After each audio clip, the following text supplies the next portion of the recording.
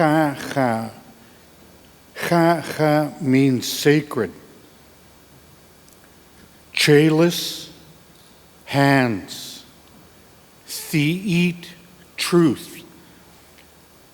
This evening, I would like for all of you to please participate with me and with this wonderful man, this brave, brave man.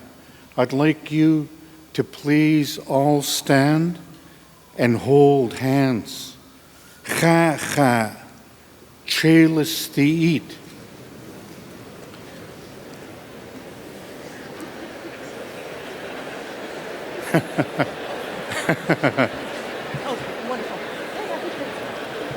Wonderful.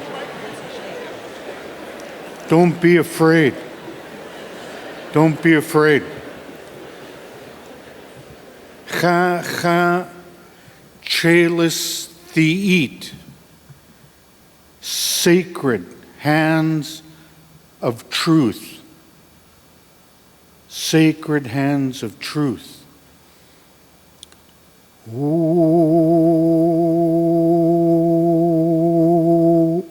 ooh, ooh,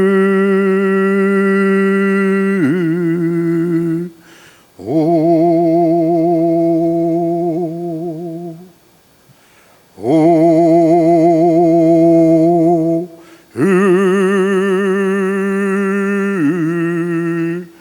ooh.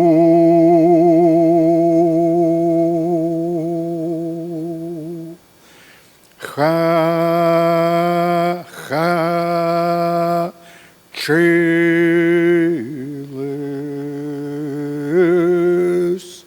theet,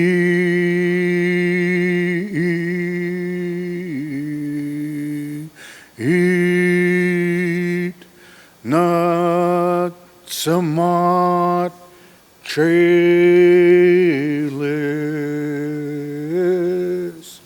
not somewhat chalice. Oh, ooh, oh, oh, oh. Wonderful human beings. Thank you. Thank you.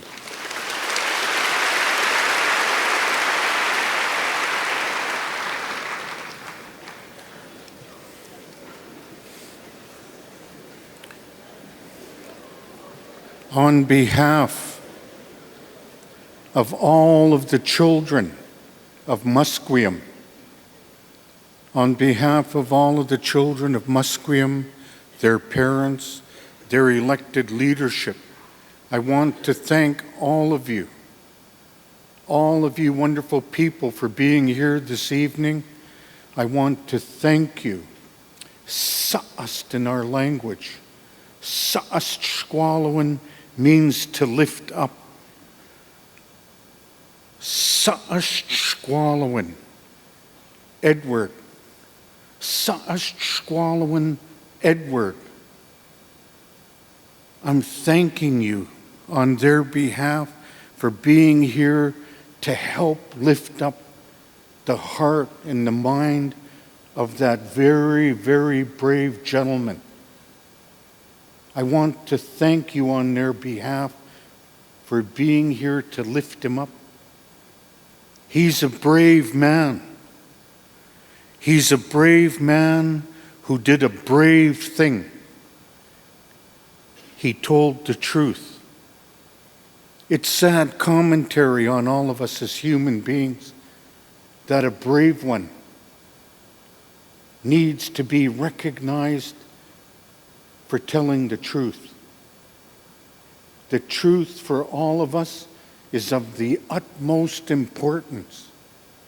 It's of the utmost importance in direct relation to who we are as human beings and our rights. And he stood up for all of us. He stood up for all of us.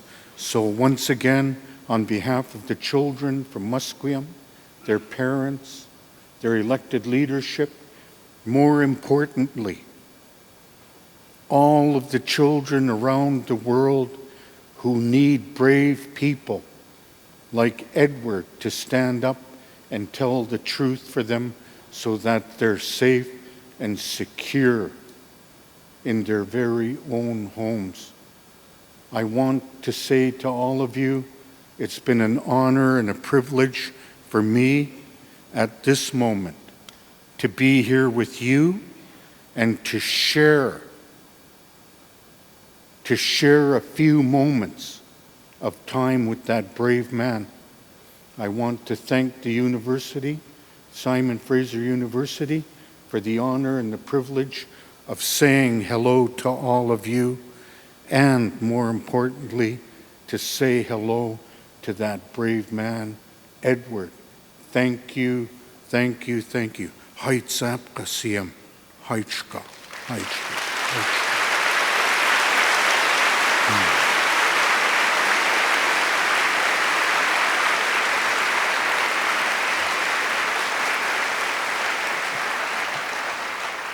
Thank you, Shane Point, for that poignant greeting. I'm Andrew Petter, president of Simon Fraser University, and it's my privilege to welcome you to tonight's public forum on big data, security, and human rights. The role of a traditional research university is to provide its students and faculty with opportunities to study, explore, and debate important and controversial issues. But as Canada's engaged university, SFU goes further. We strive to provide opportunities to the wider communities we serve to participate in such deliberations. This evening's forum seeks to achieve both objectives. It is first the culminating event in this semester's President's Dream Colloquium, a university speaker series that has been exploring the foundations, applications, and implications of big data, an issue that by any measure is both important and controversial. However, this forum is also a presentation of SFU Public Square, a year-round program embodying our commitment to community engagement and our desire to serve as BC's public square for enlightenment and dialogue on key public issues. So tonight, whether you are from within or without the university, we're delighted to have you join us to grapple with the critical issues associated with big data. Big data is, not surprisingly, big. The term refers to data sets that are so large and complex that conventional data processing applications are inadequate. Consider, for example, that we now count the world's store of data in zettabytes, that is, trillions of gigabytes. Consider also that more than 90% of that data was generated in just the last 2 years. Small wonder, then, that traditional approaches to processing data are overwhelmed. Big data offers big promise. For example, a recent McKinsey study estimated that big data applications in the United States could save as much as $300 billion a year in healthcare costs and produce corresponding improvements in longevity and quality of life. So SFU is proud to be a leader in big data. We boast some of Canada's most experienced big data researchers. In 2014, we introduced Canada's first professional master's program in big data to provide participants with broad knowledge of and experience in big data analysis. And we recently launched a university-wide strategic initiative to promote greater understanding and appropriate use of big data on the part of our students, educators, and researchers. But while SFU is pleased to play a leadership role in relation to understanding and using big data, we do so in the knowledge that the issues it raises are complex and contentious. Data that can be harnessed and honed for the common good can also be mined and manipulated for unfair advantage, to assault privacy, or to undermine security. Simply raising the issue puts one at risk of starting an argument, which is probably a good segue into introducing our guest speaker. In 2013, when NSA contractor Edward Snowden released the largest ever dump of controversially gathered big data, the American government issued a warrant for his arrest, while the Pulitzer Prize Committee gave awards to The Guardian and The Washington Post for publishing the information that Snowden had given them.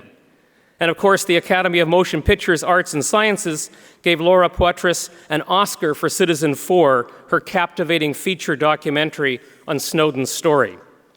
As I say, the subject is complex and contentious, and I doubt that we'll reduce that complexity or resolve those contentions this evening. But I'm proud that SFU is providing a public platform for this important discussion, and I'm grateful to the two professors who championed the idea and who have made this evening possible.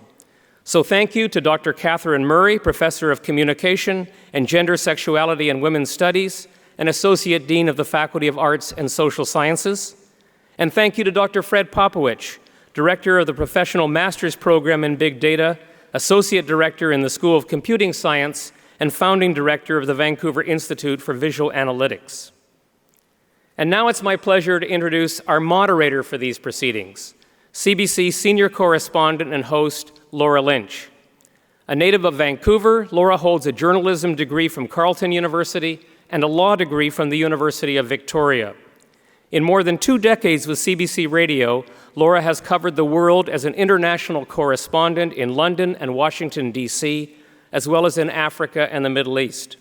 Since her return to Canada in 2012, she has unearthed major stories on issues such as Canada's policies with respect to Syrian refugees. And she's been a regular guest host on The Current, on As It Happens, and on the Sunday edition.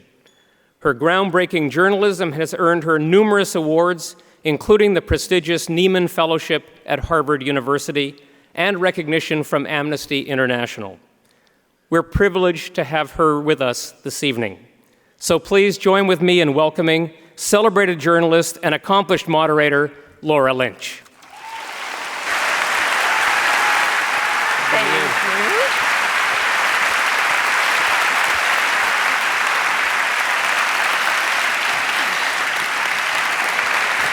Thank you, everybody. Thank you very much, and thank you for coming out here tonight. I want to welcome you in the hall here and everyone who is watching via our live webcast around the world. And I am pleased to tell everyone that tonight's event sold out within 5 hours of the tickets going on sale.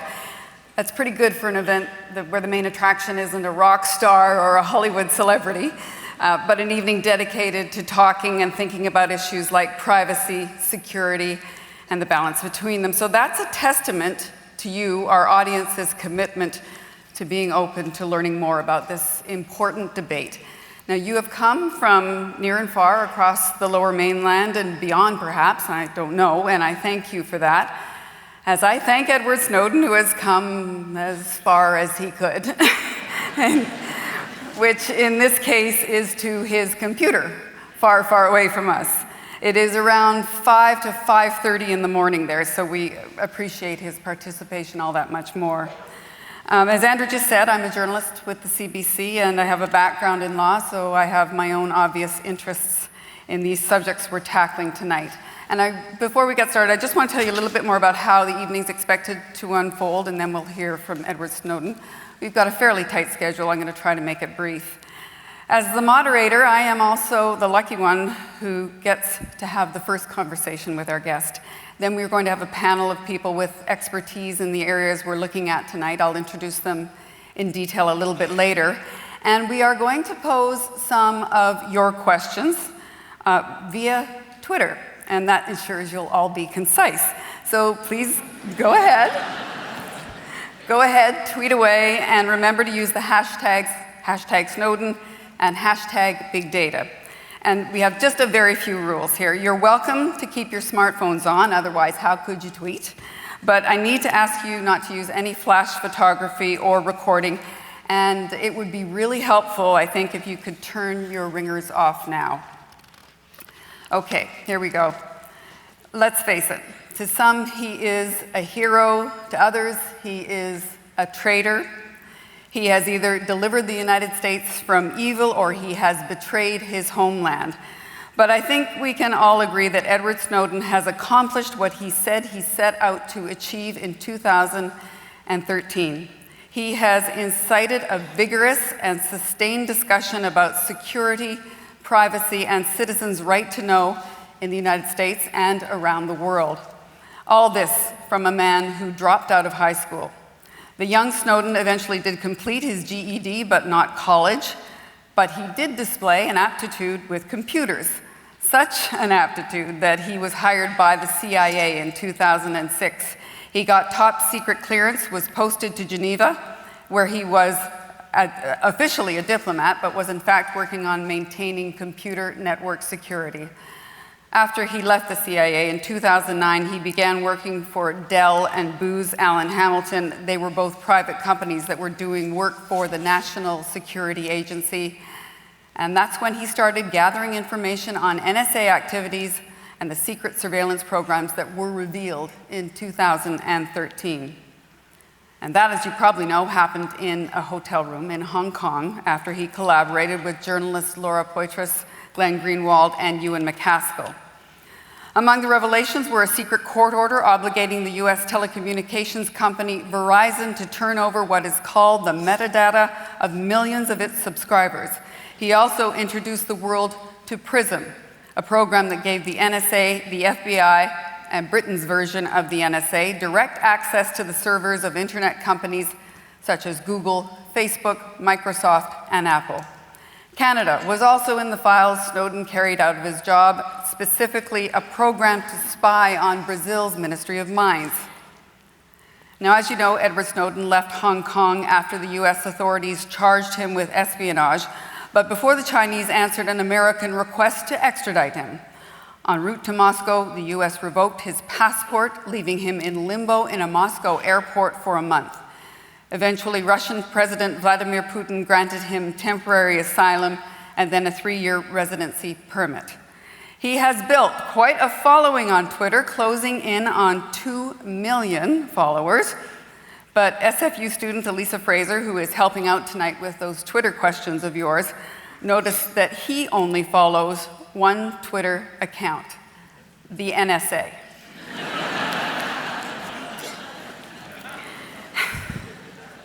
Edward Snowden joins us now live from the internet. Please give him a warm welcome.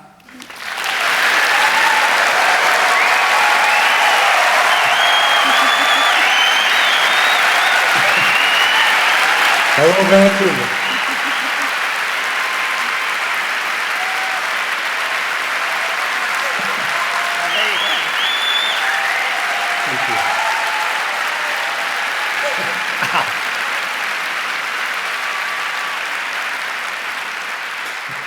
That is a nice, warm welcome for you.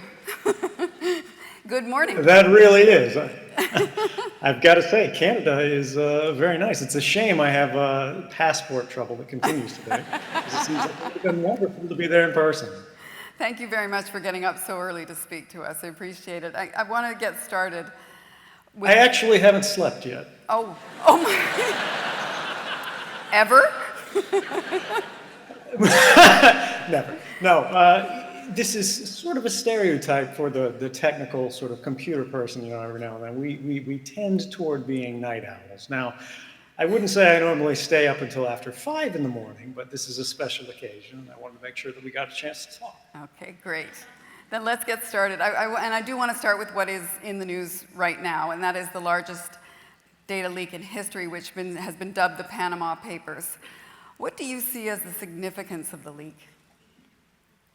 So for those in the audience who may not have heard about this yet, who aren't so familiar with it, what this is the story of is a law firm that specializes in the construction of offshore shell companies, the kind of corporate legal structures that are used to hide assets from tax authorities or to enable mergers and acquisitions outside of the domestic jurisdictions of the people who have actual ownership interests in these companies. So for example, a Canadian citizen who wants to create a company that operates outside of Canadian law would call this company and they would help them build a company that could then be used as a legal structure to perform these sort of international operations. Now, these are often, but not always, used to dodge taxes, to launder money and similar things such as this. Now, what's extraordinary about it is this is a company that has been operating in this space for, according to their own statements, more than 40 years. And somehow, last year, journalists at a German newspaper, Süddeutsche Zeitung, received a contact from an anonymous individual who, to this day, remains unknown in identity, even to the journalist who received the information, because they used encrypted channels, they used very good operational security practices to make sure that the journalist-source relationship remained secure. Now, this source said, would you be interested in data, to the journalist? And the journalist said, of course, how much data are we talking about? The anonymous source said, more than you have ever seen. Fast forward 1 year, after a project involving the participation of more than 400 journalists around the world, I believe more than 100 different organizations participated in this, had just 2 days ago, I believe, revealed the fruits of this investigation. And based on the records this anonymous source provided to the activities of this company, we have found that countries where we might have suspected this kind of corruption, such as China, Ukraine, and Russia, were not alone. In fact, leaders of countries, including the Prime Minister of Iceland, who as of today resigned, and then it's a little bit cloudy right now because the Prime Minister says they've unresigned, but the largest protest in the history of Iceland occurred as a result of these disclosures. We have seen the Prime Minister of the United Kingdom, David Cameron, his father was involved in setting up one of these legal structures, which allegedly for more than 30 years did not pay taxes in the United Kingdom. Now, this reveals that one of the founding premises of democracy, which is that one law applies equally to both the powerful and the powerless, is beginning to change. And it happens without our knowledge, without our awareness, and without our consent. The most privileged and the most powerful members of society are operating by a different set of rules that exempts them not only from the same laws to which we are held, not only the same standards of behavior to which we are held, but they don't even pay the same taxes that we do. And yet, these are the ones who benefit the most from the structure of our society. And I think that this shows more than ever the role of the whistleblower in a free society has become not only desirable, but vital. Because if we don't have knowledge of at least the broad outlines of the power and privileges that sort of the government is operating under, the public officials about whom we're supposed to know everything are increasingly creating a new paradigm where through systems of state secrets, through the classification powers that they enjoy, through exemptions to freedom of information laws, they are increasingly guarding knowledge of their operations, of their assets, of their interests, at the same time that through novel programs of mass surveillance, as have been revealed in recent years, we, the private citizens, are increasingly transparent to government. The relationship between the governing and the governed has become inverted. And rather than those who represent us in our government being accountable to us, we are now accountable to them at the same time that we know nothing about what their activities truly are. Okay, that's interesting that you're saying that, but at the same time that you've got to ask whether this anonymous person's actions are going to result in any real change. There are already those who are saying they're not expecting anything to change because of the leak of these documents. Well, it is true that there are different sort of standards of responses and standards of accountability that happen in different societies. If you look at Russian media today, they're completely passing this off as sort of some CIA assault by foreign adversaries who are trying to shape the election. And they're not talking about it. It's not interesting to them for many reasons, because many ordinary Russian people expect a level of corruption within their society. And yet Iceland, a nation of only 330,000, had more than 22,000 who showed up with less than 24 hours notice to stand in front of their parliament to demand the resignation of their prime minister, which again is what happened today. So there is a lesson here. And one of these is that access to information is vital, because without knowing what's going on, without having a media that really champions and contests the government narrative and holds them to the account of the public, first off, we can't know enough to decide what we believe, what we think, and how we should act.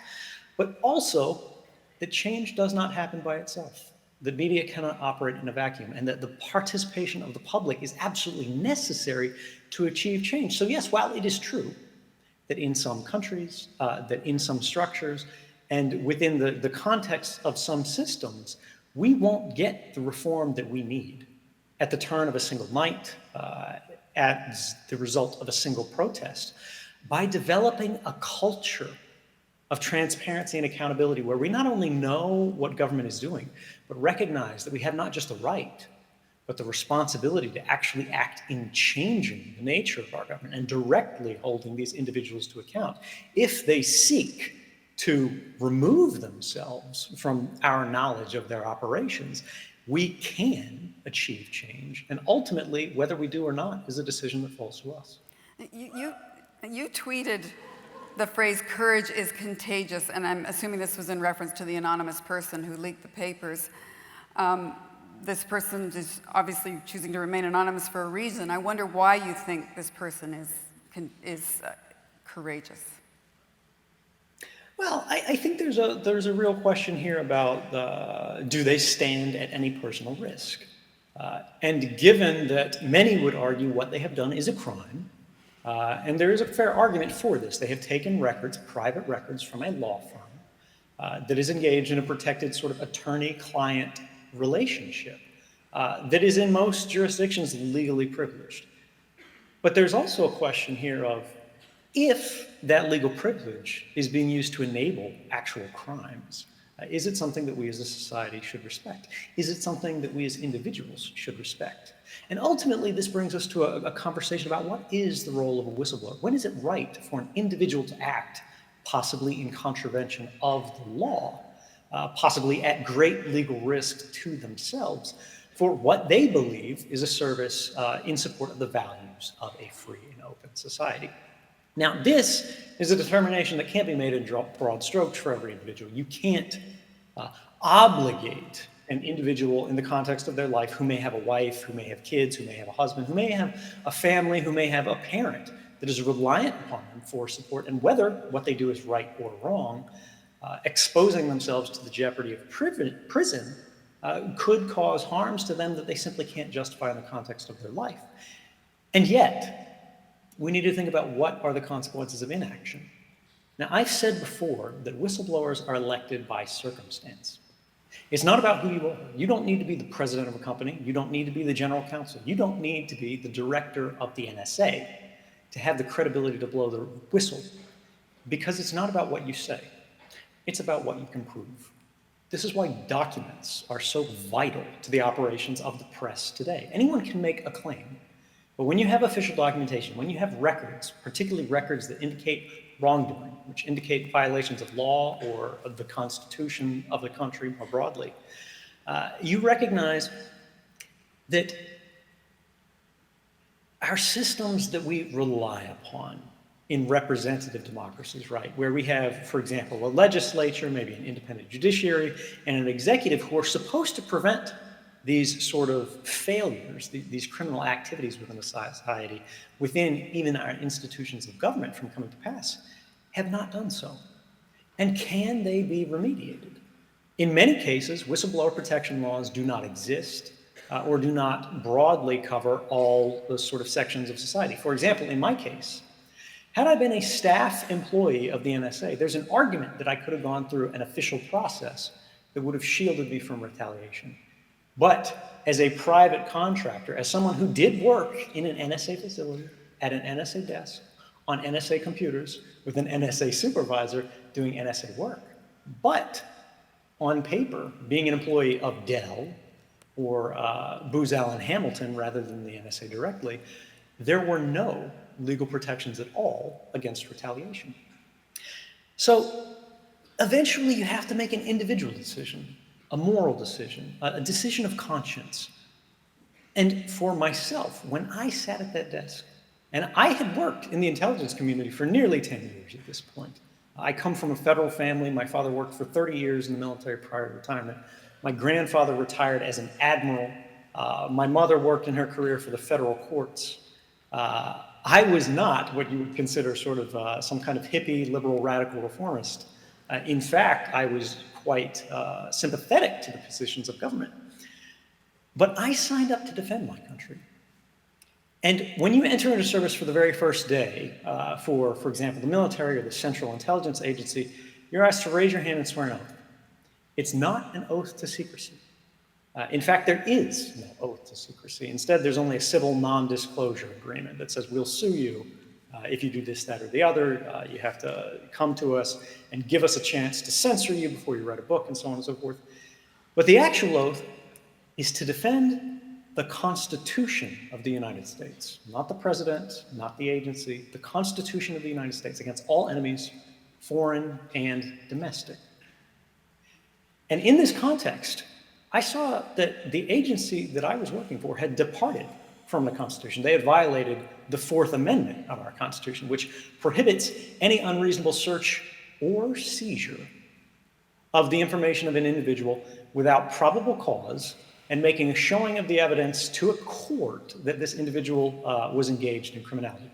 Instead, I saw that on the order of billions of events per day, these agencies were intercepting communications in a completely suspicionless manner. They were doing what's called pre-criminal investigation, pre-criminal interception of all of our communications just in case, because they had created a paradigm in which they believed that rather than the traditional means of intelligence investigation, which would be a targeted investigation, we go, this is a Soviet colonel, this is a known terrorist, let's target their phone, let's target their system, let's target their satellite. They could instead target the backbones of all of our communications happening domestically within our countries, within our borders, across which, yes, some manner of malicious foreign activity does pass, but the vast majority of it is domestic and innocent. People's intimate moments, people contacting their loved ones, people discussing their political beliefs, people deciding what they really value religiously. And it really came to a head when I saw that in Congress, under sworn testimony, it's a felony to give a false testimony in front of Congress, even if it's not intentional, even if it's not an intentional lie, not perjury, but simply giving false testimony.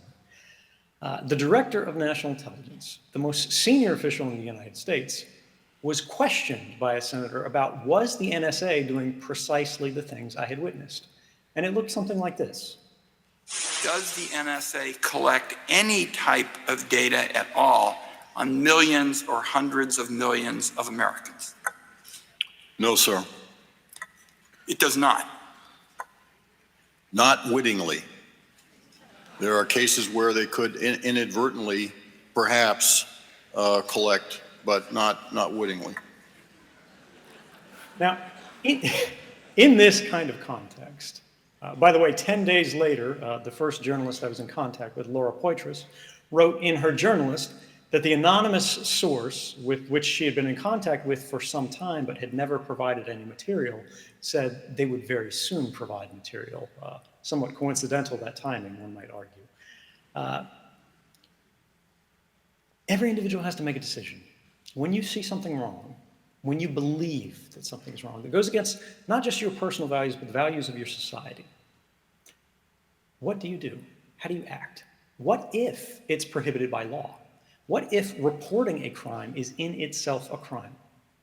I believe that we all have a decision to make at that point, and that decision is, to what do we owe a greater loyalty? To the law or to justice? I am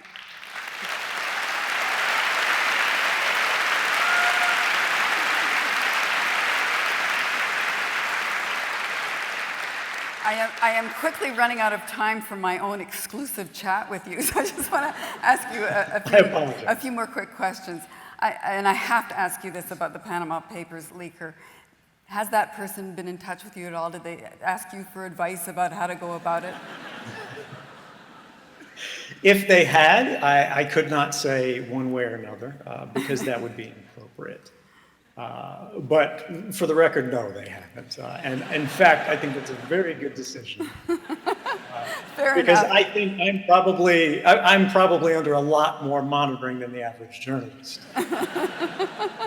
Yeah, you've said on numerous occasions you would return to the U.S. to face the charges if you could be guaranteed a fair trial in open court. You've communicated that to the Justice Department. Any word back yet? They did send back a letter signed by the Attorney General that said they had promised not to torture me.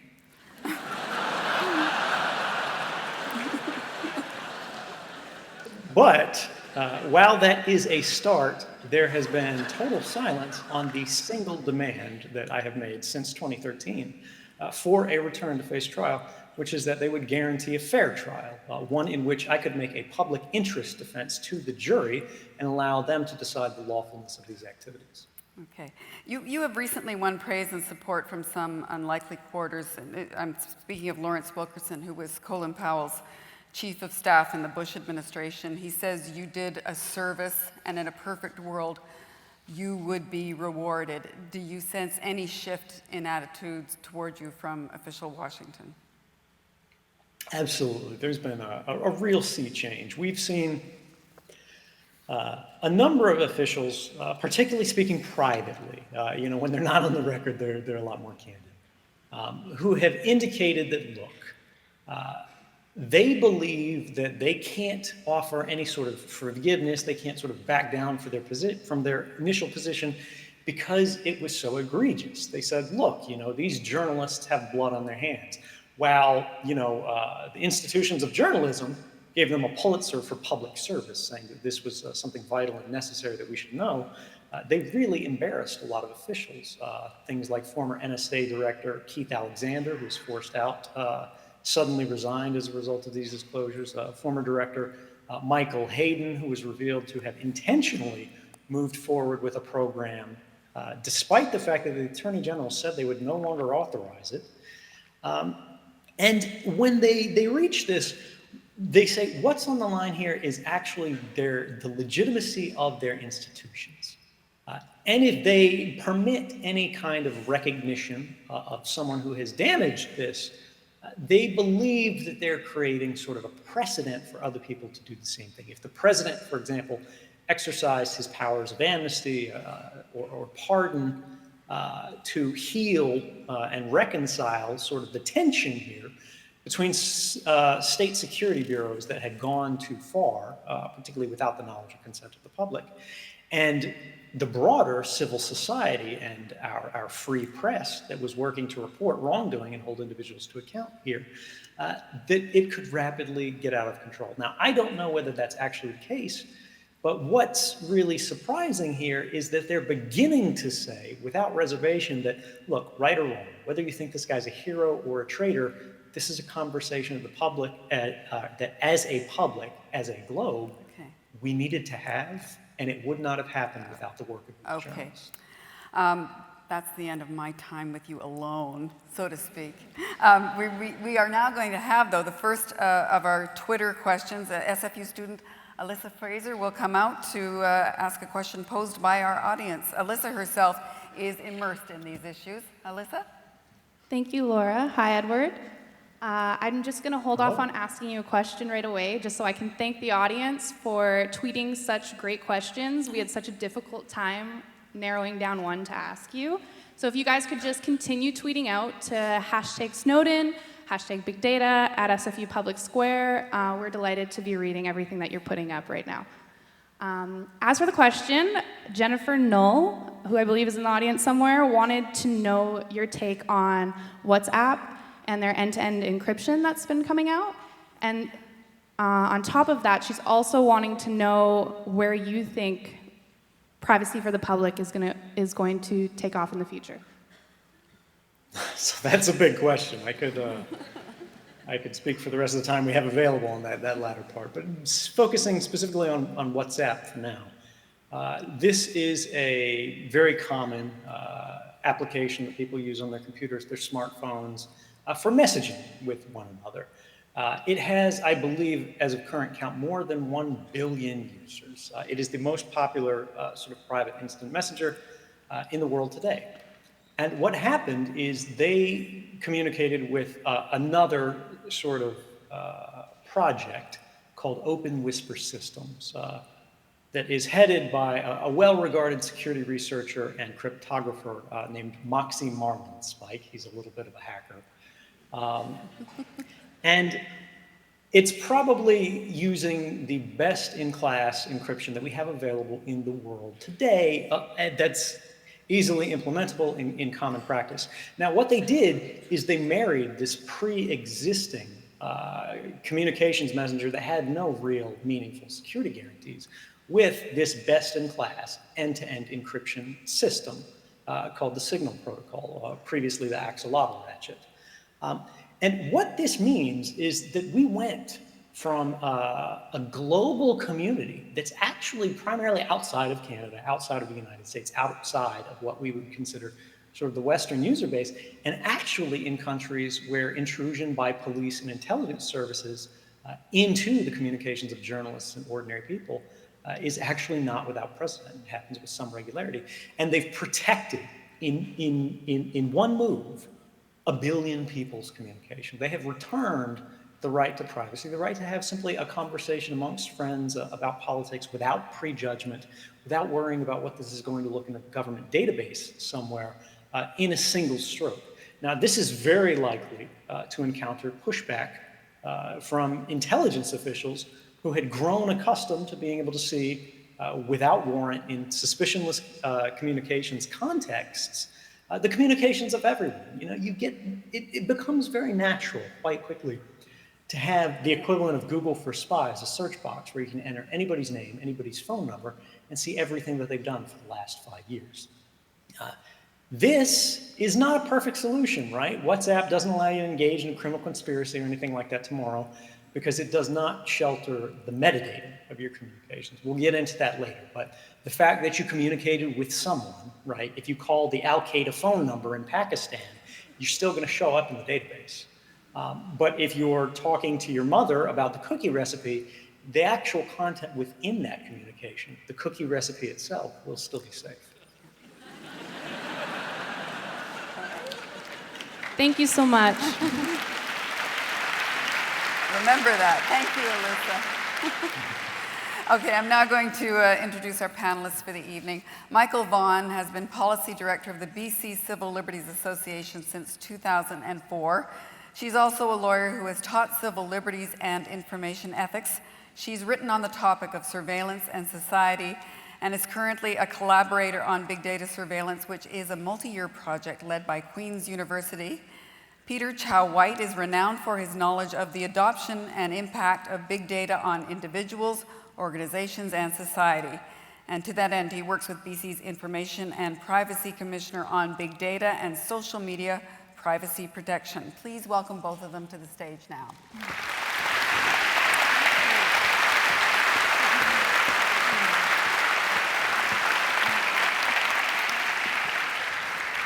All right, well, both of you have had a chance to listen to what we've been talking about so far. Micheal, let's start with you. What questions has Mr. Snowden's remarks provoked for you?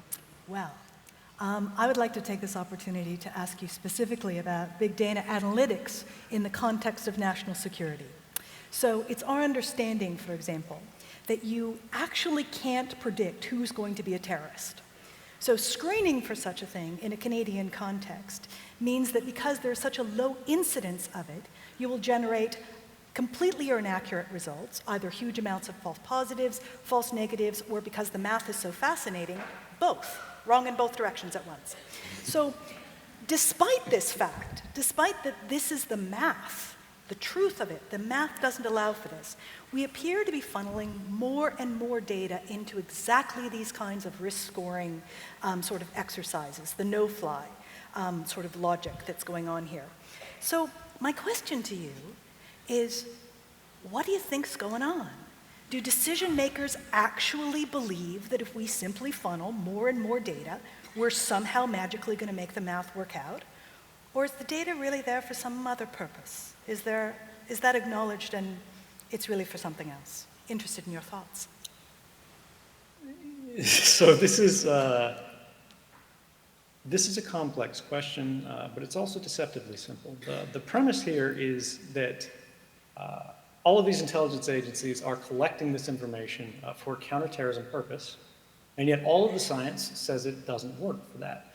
And this is not only the work of outside academics. For example, in the wake of these revelations in 2013 about the nature of global mass surveillance and domestic surveillance, particularly within the United States, the president, who once defended these programs, appointed two different panels, the Privacy and Civil Liberties Oversight Board and the President's Review Group on Information and Communications Technologies.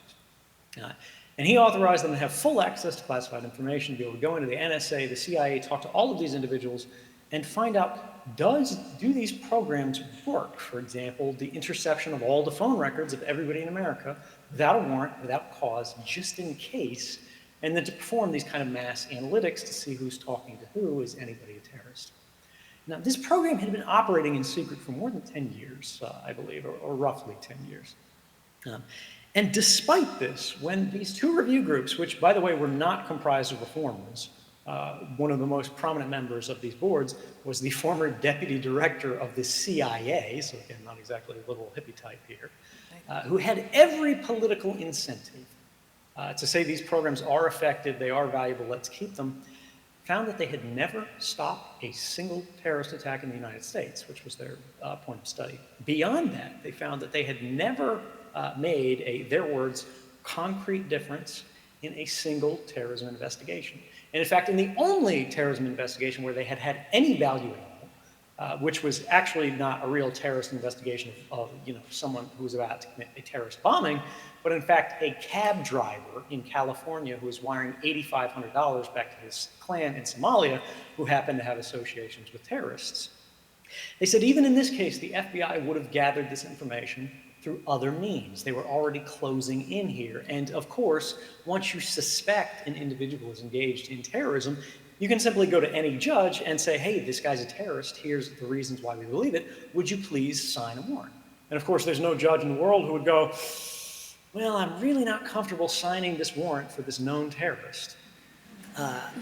So it begs the question, well, then why are they doing it? And the answer here is actually there's a lot of value in these programs that's outside of terrorism. Terrorism is the public justification for these programs because it's the easiest to convince people not to oppose it. But these programs were never about terrorism.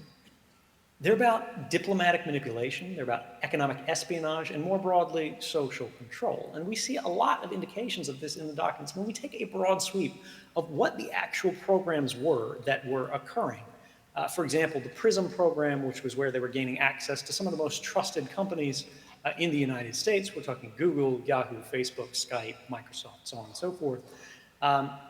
They had created legal structures that went beyond what they were strictly obligated to do, to cooperate further with the government, to provide them sort of expedited access to the full content of any foreign nationals' records. This includes Canadians, of course. You are foreign nationals from the US context, without an individualized warrant. Instead, they have what's called a thematic warrant, a general warrant that says, we think you're involved in some general behavior that the Attorney General signs once a year is bad behavior. Therefore, the analyst, me sitting at the NSA, can on my own authority say, I'm going to go search through your email, I'm going to go search through your Facebook, whatever. If you're a US citizen, they have to get a warrant. If you're not, they do it without a warrant. Now, it went beyond this. We saw that they were using these capabilities not strictly to go after terrorists, but after what they considered to be political radicalizers. Now, in this particular context, we are talking about Islamists, right? But we are also talking about people that in the documents, the NSA admits, are not known to be associated with violence, and they're not known to be directly associated with any terrorist groups either.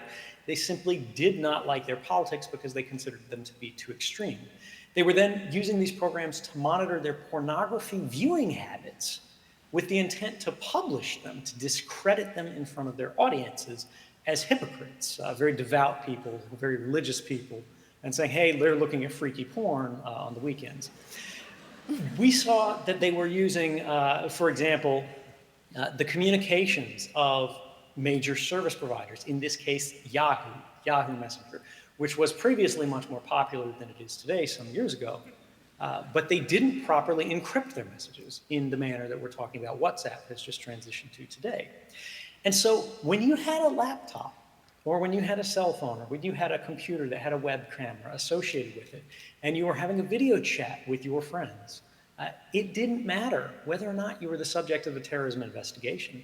Simply by virtue of being connected to the service, having a live video feed, they were intercepting these images once every 5 minutes, even within your bedroom, even within the four walls of your own home. Even though you were not a target, you were not suspected of any crime. And they were storing them, even though they knew it included extraordinary amounts of sexually explicit images, and they found evidence that their analysts were perusing these sexually explicit images. The program continued, and I believe continues to this day. We saw that in Canada, this is a Canadian program, they had developed systems to spy on file-sharing websites, any kind for younger people, file lockers, where you upload sites online, the app stores that you download applications for your phones, where you would try to download an application securely, but they would replace it with a poisoned version that would then allow them to take over your phone. We saw that they were hacking the actual cellular communications providers who build the actual SIM cards that go into your phone that connect you to the network. Before they even left the factory, they were trying to steal the encryption keys that were used to protect just your phone that you hold in your hand, making your calls, between that very first hop, not as it crosses the entire internet, but just between you and your local cell phone tower. They wanted to have a database of that, so if they wanted to listen to you, they could. And again, they weren't doing this on an individualized basis. They were doing it on an indiscriminate basis. They were intercepting shipments of networking equipment when they were en route to customers of the most trusted sort of American products and service providers. And they were putting what they called implants, and these are sort of Trojan horses. So when you get it and you unpack it, you may have paid for it, but you don't really own it. And of course, we saw that these were actually being used, these extraordinary capabilities that they have developed weren't being used just against terrorists. They were being used against, for example, the largest telecommunications service provider. Edward, I don't mean to interrupt you, but there's some technological issues here. I don't know if someone's listening in, but the slides you're putting up are flashing a little bit. So you look fine, but the slides are a little jumpy. Okay, go ahead. So the question here is, well, all right, these are capabilities, but what are they actually targeting them with? And I don't know if these slides are still flashing. I apologize if they are. I'll give you a brief overview. These are stories that indicate, for example, the British intelligence agency that's a part of this community had been found to be surveilling human rights groups. And this was not known. The public wasn't allowed to know about this. It couldn't be challenged in court until journalists revealed what was going on.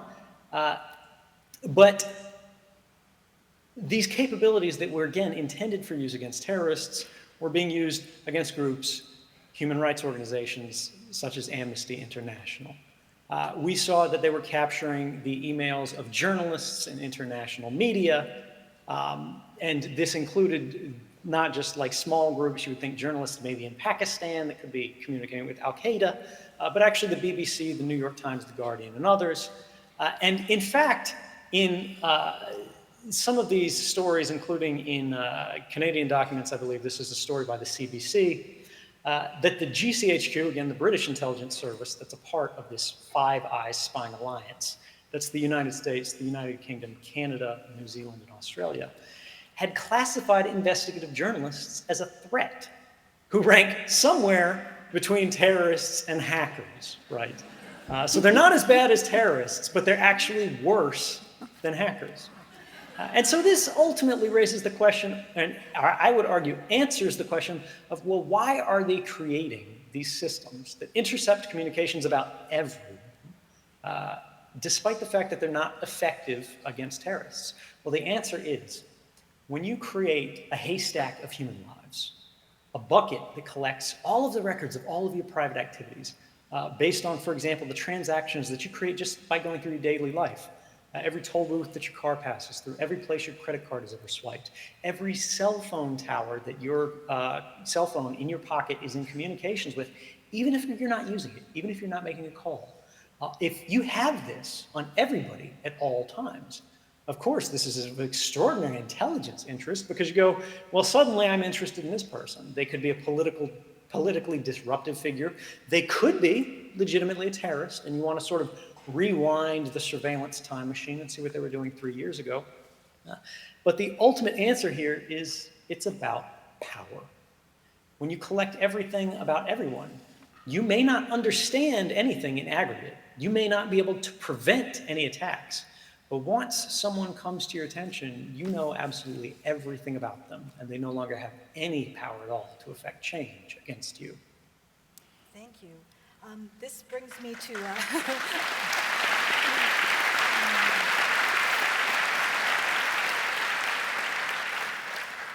to ask you to reflect on a particularly Canadian situation. We have a new bill here, Bill C-51. It's no longer a bill, it's an act. It's our new Anti-Terrorism Act, Anti-Terrorism Act 2015. And it includes data sharing provisions that are unprecedented in Canadian history. We have a federal government now that has 17 different agencies that are allowed to share entire databases of information among themselves for the purposes of national security, defined so broadly that it includes undermining financial interests. So this new unprecedented power, many privacy advocates in Canada think is meant to be raw data for exactly those kinds of national security risk scoring analytics that don't work for the purposes of national security. So what's fascinating about them is that our freedom of information requests have indicated that our intelligence agents didn't ask for these new powers. So my question to you is, who did, and do their initials spell USA?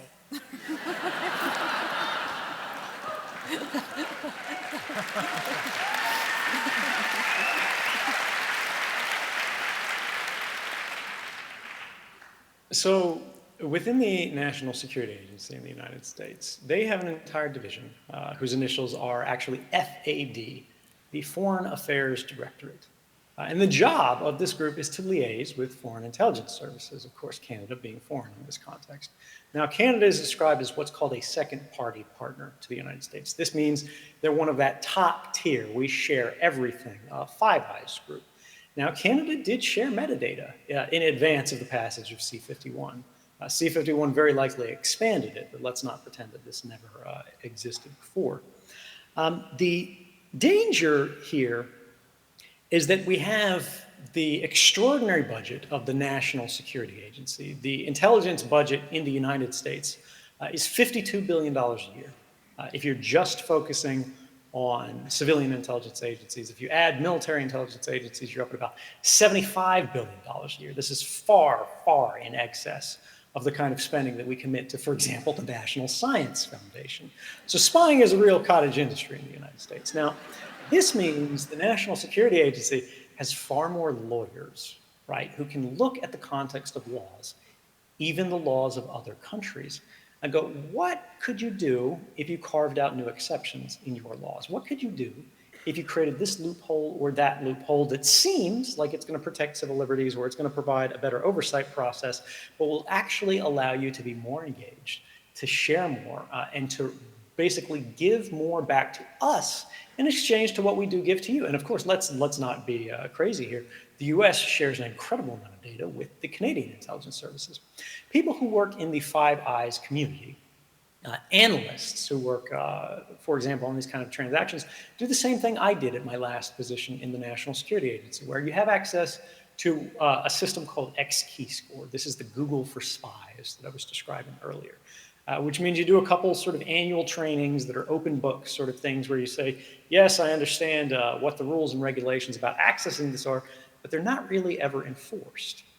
And as long as you say, yes, yes, yes, I do this, suddenly, now a Canadian or somebody who's British or somebody from the United States or anybody in this alliance can now cross-check the databases of these other nations. You put everything in one big giant bucket. I would suspect this is what C-51 is really about. It's about broadening that bucket and making sure we can put more Canadian information in that shared bucket so that it's more easily shared. Now, I don't want to say that's absolutely what's happening, but this is really the nature of the beast. This is how it works. This is what we do for every other country, so why wouldn't we do it for Canada? Okay, we've heard great questions from Micheal that focus more on the human rights and the law aspects of it. Peter now has some questions that I think will focus more on the technology, big data side of things. Go ahead. Absolutely. Edward, thank you very much for being here today. I really appreciate talking to you, and you've got some great insights, and I think the audience is really receiving what you're talking about exceptionally well. We've talked a lot about government, state surveillance, the consumers of all the data that they can find online, but I want to shift a little bit and pivot to the producers of all that data. I mean, it seems like the minute that we touch our devices, our activities, our information, it's being collected by someone. And not just intelligence agencies, but also corporate agencies as well. It's a very different stakeholder, but someone who also is collecting a lot. Every post, every like, every click, purchase, comment, check-in, tweet, review that we put up, every location that we're at, everything we look at, everywhere we go online or even offline. And thanks to the GPS in our phones, everything where we are can be recorded, analyzed, shared. We've talked a lot about government and state surveillance, but what about soft surveillance? And how do the things that you've been talking about today relate to the everyday person who's just simply participating in the digital environment? How can we shift it a little bit to focus on them? Right, so the idea here is ultimately there are a lot of different actors who can affect your life in many different ways, many of which are quite insidious. You wouldn't be aware that they're happening until it's too late to affect them, until there's an opportunity, until the opportunity to remediate them has already passed. A good example of this would be, for example, credit reporting bureaus, which are creating dossiers about people as a result of their activities, and they're making very significant determinations about that will affect your life. Will you be able to purchase a house? Will you be able to get a line of credit to buy an automobile? Will you be able to get a loan? Well, this is perhaps not so relevant in Canada as it is in the United States, but it is true in many countries. Will you be able to get a life-saving medical operation, or will you not be able to pay for it because you can't get the loans you need?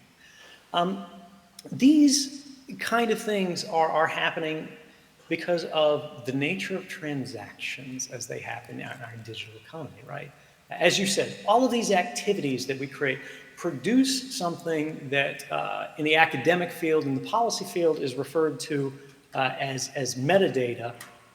That would be something that sounds not really interesting, right? You think metadata is harmless. The government describes it as data about data.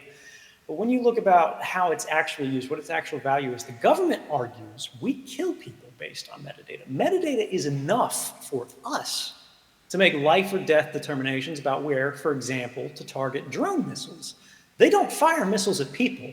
They fire missiles at cell phones based on metadata. Now, the problem here is that they don't know who's holding the cell phone.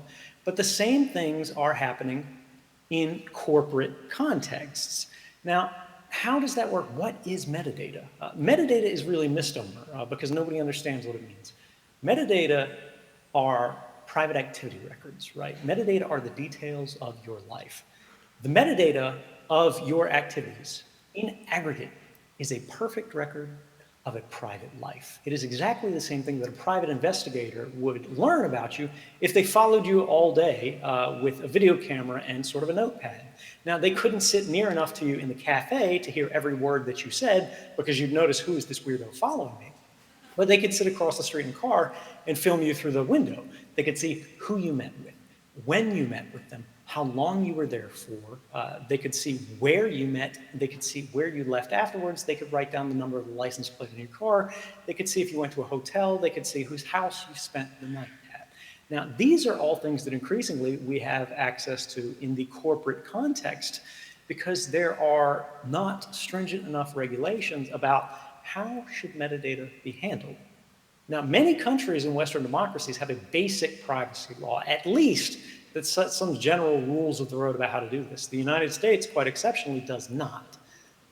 It would be quite interesting, and actually I should ask you as panelists, what is the basic privacy law in Canada, and how does it regulate metadata? I mean, do you believe in your professional capacities that people in the audience should be worried about, for example, what Facebook knows about them, or what the telecommunications providers know about their travel activities based on the movement of their phones? Yeah, do you want to answer? What's that? Yeah, go ahead. I got an answer too, but go ahead. You start there. We have a few different laws. Of course, we have the Canadian Constitution. If you're dealing with government, they're going to be bound by the Constitution. But if you're dealing with private industry, we have statutory privacy laws. So we have them on the basis of provincially regulated private industry and federally regulated private industry. And our federal regulator, for example, has gone after Facebook. But one of the problems we have is that they have no order-making power. And moral suasion has proved to be, how shall I say, less than effective. It's interesting you bring up the government and Facebook. When our current Privacy Commissioner of British Columbia here, Liz Denham, was working for the federal office, she's the one that made the trip down to California to talk to Mark Zuckerberg about Facebook and about our data. She said she was treated very nicely. She got treated to a nice dinner and then was shuffled back to Canada for the most part.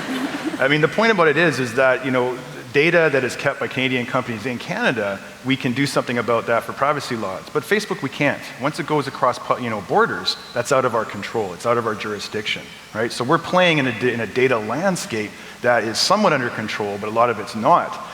The control that we have mainly for companies is about how they share it and how they move our information from one to another. There's laws that protect that. But it doesn't protect what they do with our data, our metadata, any social media data, any public data they collect inside their companies, how they look at us, how they create images, or they can create identities for us, and then either connect with us as consumers or not, or segment us, or even discriminate against us. So the laws are not moving up quite there.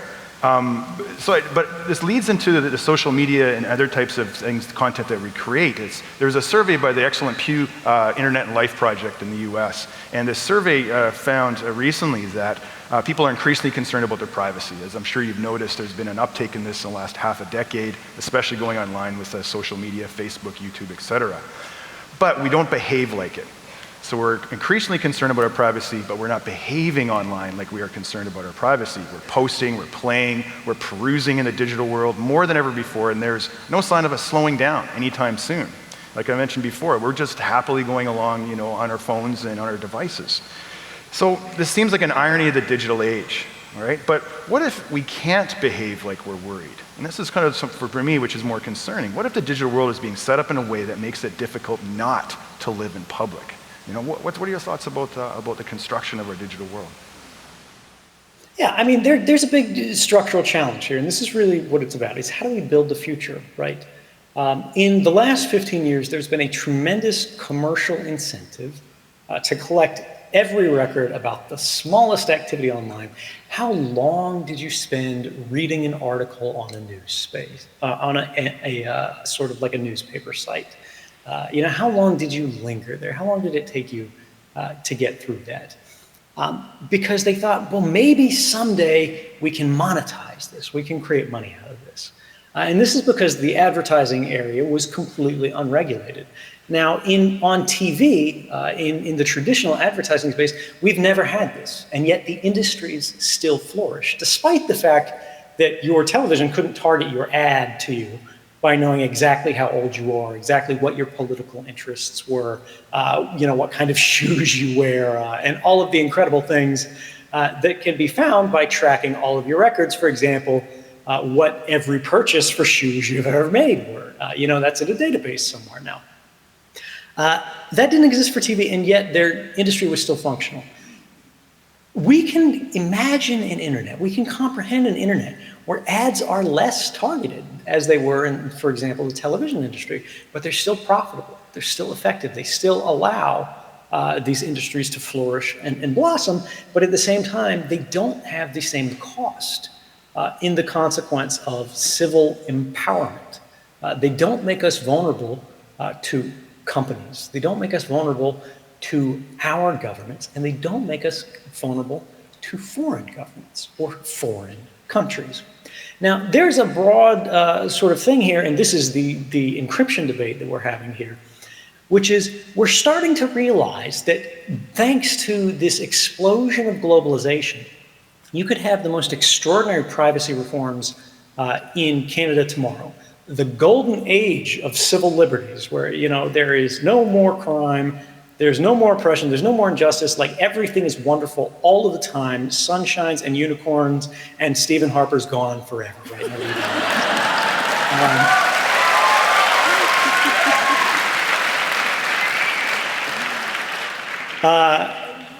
I'm being unfair there, but the idea is that that stops at your borders, right? And Canadians are part of a larger world. Technology has worked as a sword against the public in many ways, and has particularly been very empowering for governments. But it can also act as a shield. And if we work together, our science, our technology is reaching the point today where we can recognize new means, for example, encryption and mixed routing protocols and things like that, that enforce human rights through this new means beyond borders. So we can ensure that not only Canadians enjoy the same reforms, the same protections of better, more enlightened systems of communication, of expression, of association, but so does the average citizen in China, or Central Africa, or Iran, or Russia, or France, or Germany, or Latin America, or any other nation on this earth. If we can do it, and the security of our nation doesn't implode overnight, if the atmosphere doesn't boil off, if the tides don't rise and sweep away the mountains, as we've seen over the last 3 years, they haven't. This is a very strong argument that we should not only not be afraid of this, but we should in fact rush toward it. Because if there's a lesson that we've learned in the last years, it's actually that more people are more directly impacted, more lives are directly affected by the so-called cybersecurity threat of identity theft, of hacking, of the risks of our electric grid and our dams being targeted, than we are by relatively sporadic and rare acts of terrorism. Terrorism is a serious crime, but let's not pretend that it is an existential threat to our societies. At least in the United States, bathtub falls and our own police officers claim more lives than terrorists do.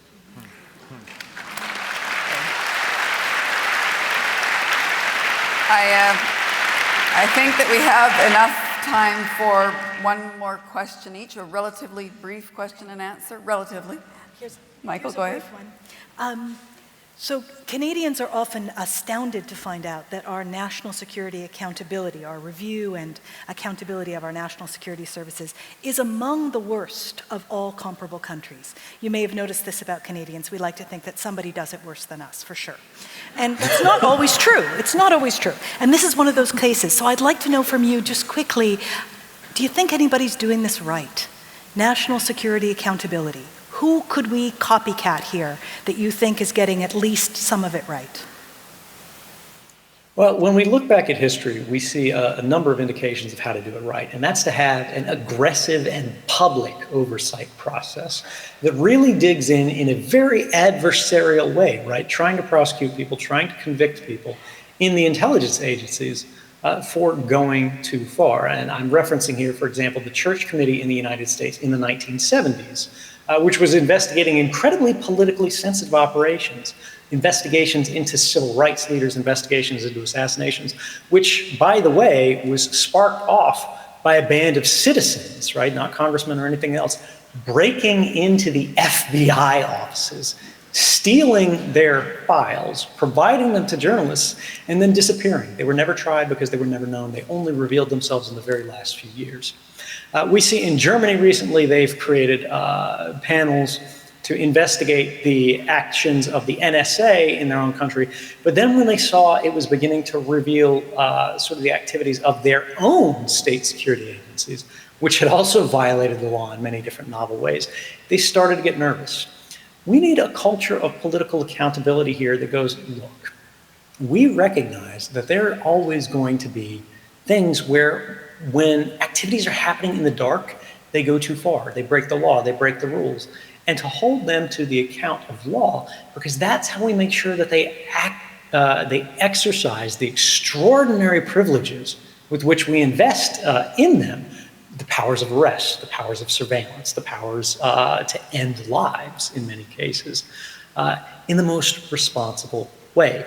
Now, Intelligence officials obviously don't like this. They're not very wild about that, but ultimately we need to think about the fact that they work for us, right? They work to serve the public. The public does not work to serve them. And just a final note here on, does this really happen, or is this just sort of something conspiracy that we worry about?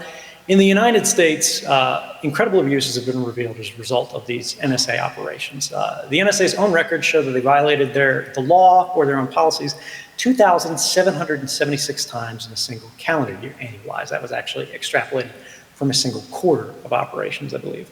But beyond that, they found that intelligence analysts with these capabilities were using them not only to spy on legitimate foreign intelligence targets, but also on their spouses or their ex-girlfriends and so on and so forth. This happened more than 12 times in the documents that were uncovered. And despite the fact that this is a felony in the United States, not a single one of them was prosecuted because the government made a determination that it would be too politically disruptive for the public to learn about programs of mass surveillance that they did not know existed than to actually hold these agencies and their employees to the account of the laws that they violated. We cannot permit that to happen, or we no longer have a truly open and free society. We have a very strong, very empowered government, which is not, the end of the world. It's not something that we say is truly awful, but we have to recognize that rather than being partner to government, we have become subject to it. We have exchanged an open society for one that is more controlled. All right, Peter, Yeah, over I here. mean, it's a good point. I mean, we often think we use technology every single day, but there's days when I get up where I think I'm being used by technology. Whether it's checking email or wanting to declare email bankruptcy because I can't get out of my inbox that's just flooded. I'm sure people have felt the same way. Email bankruptcy, try it out. January 1st, 2017, email bankruptcy. Clean out your inbox. But that's one thing that I would want to do in order to try and get control over my technology. So, partnering up with organizations, having social movements, creating laws, lobbying governments, that's one way to do it. So, but in everyday lives, like what can we do to protect ourselves and manage our own information, at least have some control over that? And I want to reference a tweet here that came in earlier from someone named Eric. And his question was quite specific. It says, what's one way as an ordinary citizen I can strengthen my privacy and mobile communications in day-to-day use? Or can we do anything? Maybe that's the question as well. Yeah, so the first thing is, if you need to disguise the metadata of your communications, right? If you want to protect your associations, who you care about, who you're in contact with, in a general way, right? If you log into Facebook, this isn't going to help you. But if you do it through pseudonymous accounts that aren't tied to your direct identity, you're much more protected here, is to use a system called the Tor Browser. If you look at the Tor project online, you can download it and just point and click on your computer and it works. And what this does is it's sort of a global network that allows people to voluntarily mix their communications with other people's communications, so it's harder to see everybody that you talk to all the time. But more generally, simple steps for people in the audience right now. If you want to make sure that nobody is listening to your phone calls, that nobody is reading your text messages, which right now they can do, right? Your communications and your SMS messages, as they cross the internet, as they cross your communications provider, whoever you buy your phone service from right now, are transiting these networks electronically naked. Anybody, whether it's a criminal group, whether it's the government, whether it's a corporation, can read them. They can use them against you, they can store them, they can just analyze them for ads, whatever. Download an app called Signal in the store right now, and you can make phone calls that are completely encrypted. You can send text messages, pictures, intimate pictures, whatever's popular nowadays, and they'll be protected. WhatsApp is another thing that uses the same encryption as Signal right now, and these are probably the best in class ones. To protect yourself against hackers and sort of criminal groups, one of the biggest challenges that we see today is some site that you completely forgot you signed up for an account for gets hacked. They didn't handle your passwords appropriately, so every subscriber that has every account has their passwords revealed. Well, that password that might have been for, podunk.com, nothing that you don't care about, might be the same one that you used for your Gmail account, or your Facebook account, or your work account, or your university account. Something that could have a lot more impact on your life. And because your username is often registered at every site as your email address, now they know how to log into every other part of your life. Use a password manager. that allows you to have sort of a master password, and a different password for every site is a really easy step you can do. It'll actually make your life easier as well, because you don't have to remember all your passwords for logging into these different sites. And the last thing would be two-factor authentication, which is available for many sites, for example, Gmail and things like that. I believe Facebook might do it as well now. Twitter does it. Where when you try to log in, you don't just use your password, right? Because your password could be stolen in exactly the way we saw, or somebody could watch over your shoulder. But when you try to log in from a new computer, right, one that's not your house, something that seems strange or foreign, the service provider will send you a text message with a code that basically ensures that you've got to have your cell phone or some other device with you, so that if somebody steals your laptop and tries to log in from their house or whatever, they won't be able to break into your entire life. These are things that are all free. They don't cost $1, they don't cost a dime. You can do them immediately, and they'll make you much safer and a much harder target than 99% of people in the world out there with very little effort on your part. Great, thank you for that. I'm sure everybody else in the audience thanks you for that as well.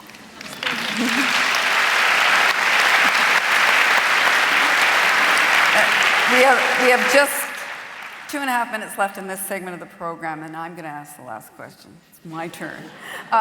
The whole controversy between Apple and the FBI over the phone encryption and breaking into the phone, you said all along, I was watching what you were saying on Twitter and various other locales, that this was a fake fight.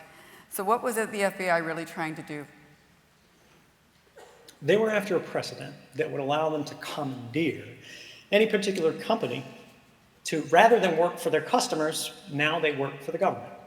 Now, this is not to say that, it's an egregious case where nobody can understand what they're after, because they're saying, look, this is an actual terrorist who actually killed people, and it's relevant to our investigation. And we should be sympathetic to that. But it's important to understand that the government's claims in these cases were categorically false when they said the company had the exclusive technical means to get into this cell phone. And we know that's not true. There have been, this was why I said it was false from the beginning. There have been laboratory techniques that have been available that hackers do in their garage, that every university in the country has available to them, the equipment to do these kind of attacks, that are not easy, they're not simple, and they're not necessarily cheap. But in the most extreme cases where they say lives are really on the line, they are within the realm of government possibilities, government capabilities to attack the hardware of these devices, rather than asking companies to undermine the security of everybody in a given jurisdiction and more broadly in the world, in order to provide the government with what's ultimately an easy button that allows them to say, look, I want to see everybody's communications everywhere, regardless of what they did, despite the fact that it's not ultimately necessary. And why does this matter? If the FBI or a Canadian law enforcement agency or a British law enforcement agency goes to a company and says, you're going to create a backdoor, a secret key that allows us in investigations for the government to unlock any arbitrary person's life, to let us in and get their emails, even if they're encrypted, even if they're trying to be protected. When you make a backdoor for one country, you make a backdoor for every country. Because if you want to be able to sell your products in China, they're not going to let you have access to their markets unless you provide them with the same capabilities that you provide to every other law enforcement agency. And in the context that we've seen today, unless you want China to be able to read your emails, unless you want every local police department to be able to see everything that you are doing, unilaterally, this is a capability that is simply too dangerous to exist, particularly given that it is not truly necessary. Okay, thank you. We'll leave it there for this segment of the program. Please give our two panelists, Micheal Vonn and Peter Chow-White, a round of applause.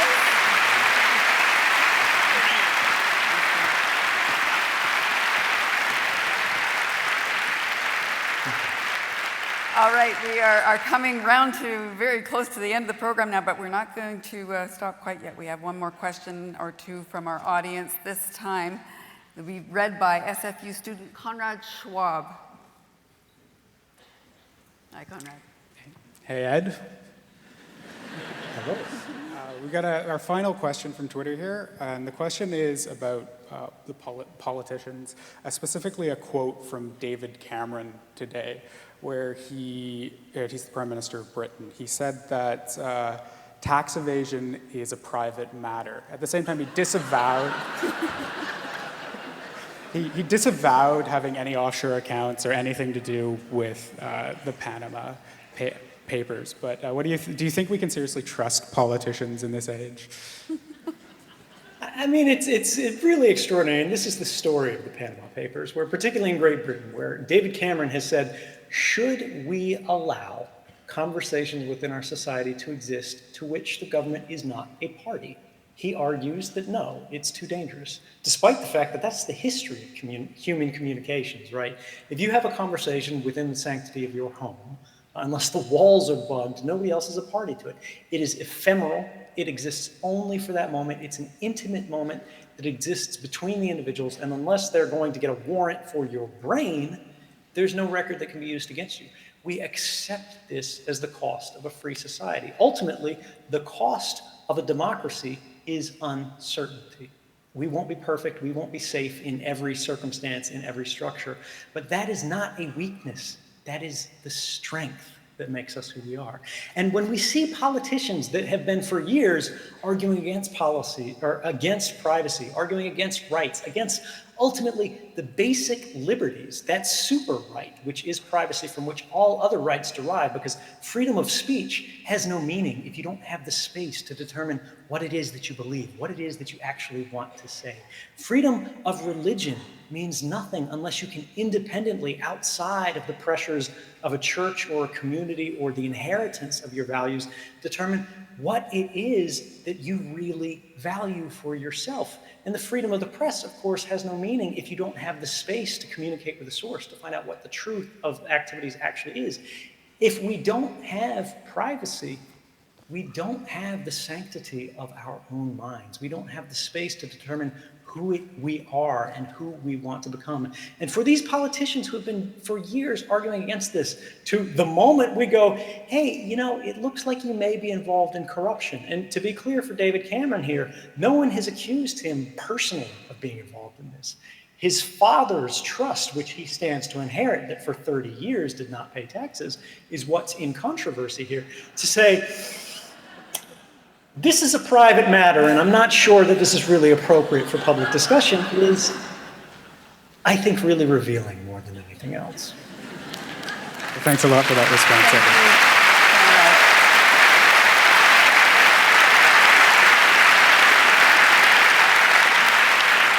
That seems like a particularly good place to end our conversation for this evening, though I'm sure we could go on and on. There's so much to talk about. I can safely say that you have given us a lot to think about and worry about in our daily lives.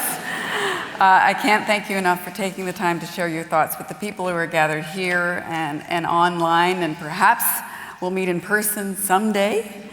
In the meantime, on behalf of everybody here, thank you very, very much.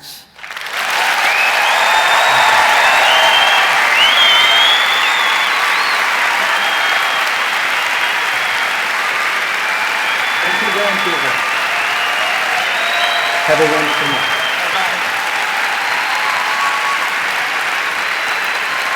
Oh, you're getting a standing ovation.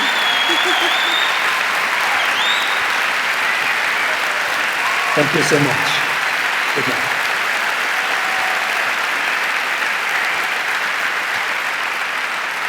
Thank you, everybody. I now want to welcome Professor Fred Popowich of SFU's Computing Science School to the stage for a few closing remarks.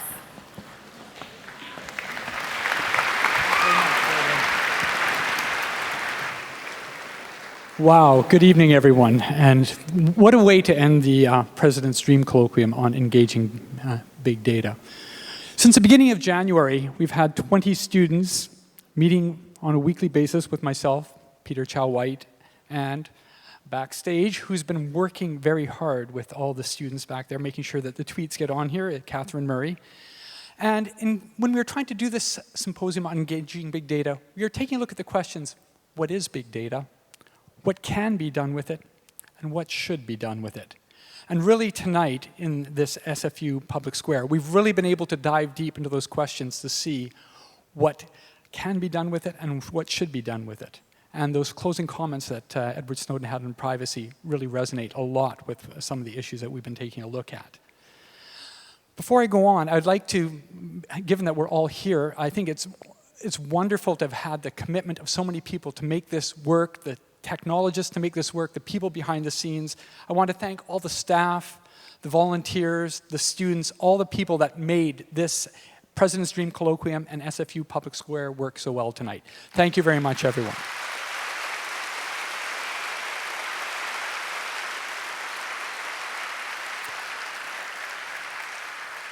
In particular, I want to thank our speaker, who's, I think it's about time for him to go to bed, even for tech people. It's really late right now.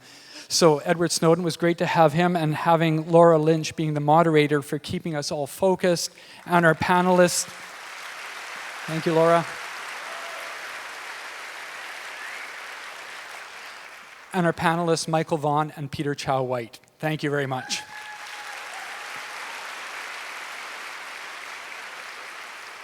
And of course, one person I also have to thank especially, because it's his dream colloquium, President Andrew Petter, for being the supportive for putting this all together. Thank you, President Petter. I was taking all sorts of notes backstage, and one of the key things I had to come out here to tell you is we are #1 right now on Twitter in Canada for some reason. Can't figure out why. And we are trending globally. So, thank you everybody for watching online. I think the number of people watching online is exceeding the number of people in here in the audience. So this is astounding. Thank you very much. And so given all of that, what can we take from this? What have we learned? We'll have it. I wish Ed were still on so he could hear that. So what we've learned is that not all data is equal, or not all data are equal. And we've also learned that we have to go beyond data. We have to go to beyond big data, onto metadata, but really in order to take action and in order to get value from the data, we need knowledge and we need information. And that knowledge and information can come from a range of sources, but the most important source is the human. The human has to be in the loop. The human is in control of data and making those decisions. And the human isn't the only stakeholder. There are other stakeholders clearly, governments, organizations, and subject to all sorts of different issues in terms of how they can make sense out of this vast growing data resource. We're very used to dealing with resources in terms of invasive species here in Canada. So we have vast growing of resources and vast growing of technology. So really, with all of these growths, we have to deal with the risks and the benefits, and really, in order to go forward, I think we can all view this as the starting point and not just as at the end. Like we said, what is next?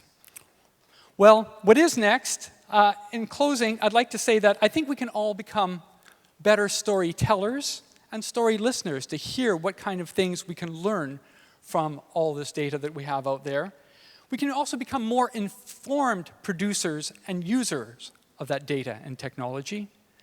And most importantly, I think what we can really do is be able to engage with the people, to be able to learn more, not only from our data, but from each other and from what we see going around the world. And we saw that in some of our conversations tonight. So in closing, last sentence, I promise, I know. I wanted to have one good quote from Edward here, and the one that stood out is, "Change does not happen by itself." And I would like to invite you all, in person and online, to continue to participate in our SFU's big data programs and activities here in Vancouver, online, across Canada, and as we've been listening, from around the world, I guess from Panama to Iceland. So thank you very much, everyone. Merci beaucoup. Good night.